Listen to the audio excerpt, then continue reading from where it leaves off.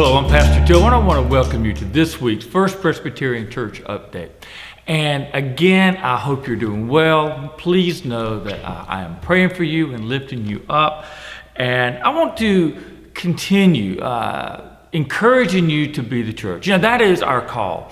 And the church is so much more than a sanctuary or a building or a particular place. The church is God's people called out from the world to live according to His will and to be His witnesses and His hands and disciples in this world. And we can be the church in so many ways, and they're really not all that difficult. One, I want to encourage you to continue in your prayers. Pray for your circle around you, your family and your friends. Lift them up, start there. And then pray for the wider community.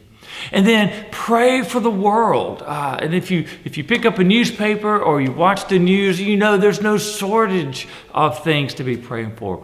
And in particular, I want to encourage you to pray for your church. Pray for this church. Pray for our leaders, our ministries, our witness, our presence, and just everything about us. But be in prayer.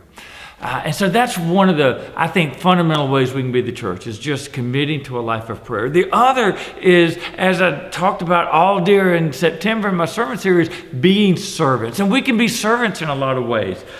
There's people around us who are struggling with food needs, not just now that we're in a pandemic, but all the time, but particularly now. So collecting canned food. We are not an official collection site. There are some around town. Penn's Grill is one, Pharmacy on Main and others. But we can get your food, your canned good donations to those places. If you want to drop off your donations here, we'll happily deliver those for you. So when you're shopping, just pick up some extras as you're reaching for canned food.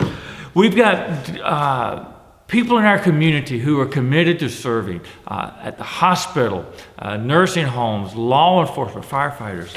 Why don't you take the time to write them a card? I've been saying this for months, but we need to remember these folks are still working hard. We're still in the midst of a pandemic. And so write cards and notes of support and prayer.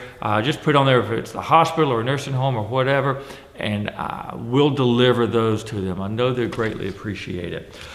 Feeding yourself spiritually. There's all kinds of ways you can do that through our worship, through our Sunday school, but through upper room devotionals. And the new ones are in the Outback or in a box up underneath the Outback. So again, let us continue to be the church.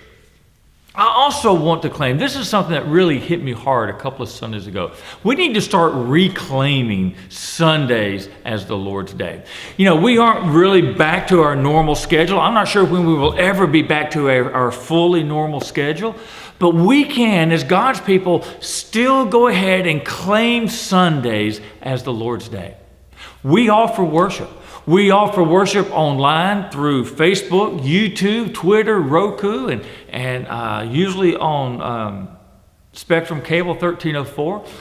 So you can join us, even if you're not comfortable coming to in-person worship, you can join us in worship at 11 o'clock on Sundays. You can join us for in-person worship at 11. And this week we'll also have 1:30 worship. 1:30 is mass through the whole thing. 11 o'clock is still our where we require mass coming in and going out and when we're singing. But join us for worship. I don't care if it's in person or online. Join us for worship. Sunday school. You know, we need to restart claiming that as part of our day and part of our routine. I know that the Faith Seekers class, Butch is writing out or typing up lesson plans and emailing those. If you're not getting them and want them, let me know. Let Carrie know. We'll be happy to get those to you. The young adult class, they're meeting on Zoom. And so that's set up. 10 o'clock on Sundays, still meet.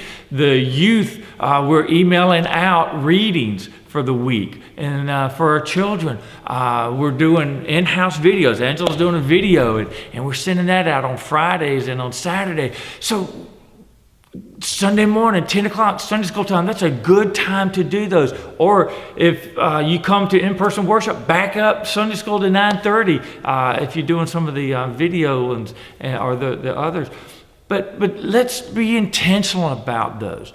We are in the midst of a global pandemic, and it is changing the way we do things, but we are still the church. We are still God's people. We're still worshiping in ministry. So I want to encourage you to claim that time and be sure that you are taking part in the ministry of this church. Even though it may look different, we're still going on. I want to encourage you in stewardship.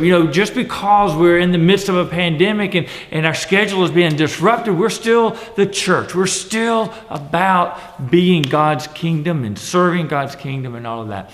And so I want to encourage you to continue to give to the church. Give online, mail in your donation, or if you come to any of our in-person worship, we have offering plates at all the doors. Our expenses continue. Maintenance on the buildings continue. We were just talking about this last night in a meeting. The ongoing maintenance doesn't change whether we are in here or not. And so please continue to give. It is so important. Look, this Sunday we're going to continue in this kind of loosely structured sermon. We're looking at unity right now because we're in such a fractured world. This week we're going to be looking at a passage from Galatians and a passage from 1 Corinthians. Our sermon title is One in Christ. So I look forward to worshiping with you Sunday, whether it's online or in person. And know that you continue to walk each day in God's love and grace. And I'll see you soon.